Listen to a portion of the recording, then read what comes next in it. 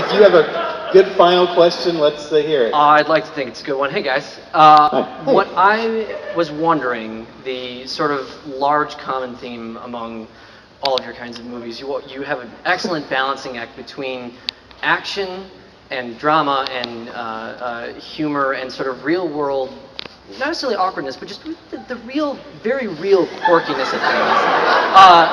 How easy and or difficult is it to find that balance, to find just the right amount of action and just the right amount of comedy? Not necessarily the timing, but the amount.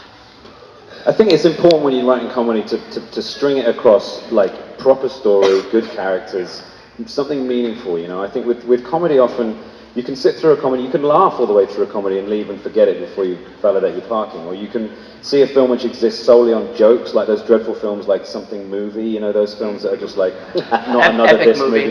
It's what they're kind of cool jokes, but the minute one fails, the whole film fucking dies, because there's nothing else there but that.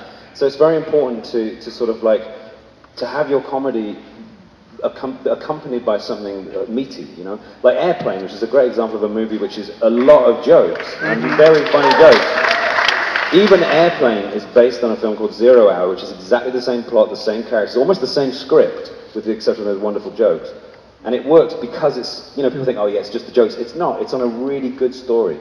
And I think that's the key, is getting your mix right. It's a cocktail, and it's, you know, that's the way to do it. That's not gonna laugh. I think the thing, actually, when we done the new one, we sort of start to realize going backwards that, like, in a way, making a zombie film, a cop film, and a sci-fi movie, that they're kind of like Trojan horses to do these like relationship comedies in the middle of it. And in a way, the things that we're sort of proudest of in the movies are some of the more difficult bits. Like, you know, I think when Shaun of the Dead first came out, especially in the UK, there were like reviews that said, oh, it's really funny, I'm not sure about the scene with the mum. It seems to get very like sort of grim all of a sudden.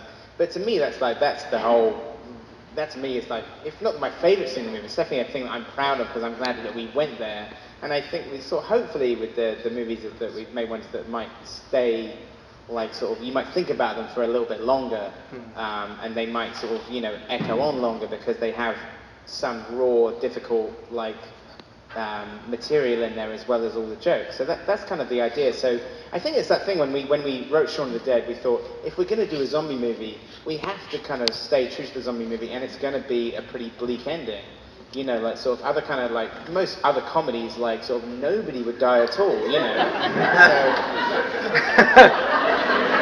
Guys, thank you guys so much for the Can I just say, for everyone who queued up and didn't get to ask a question, many apologies to you all. Yes, sorry. Thank you for lining up, and sorry that we were talking too much.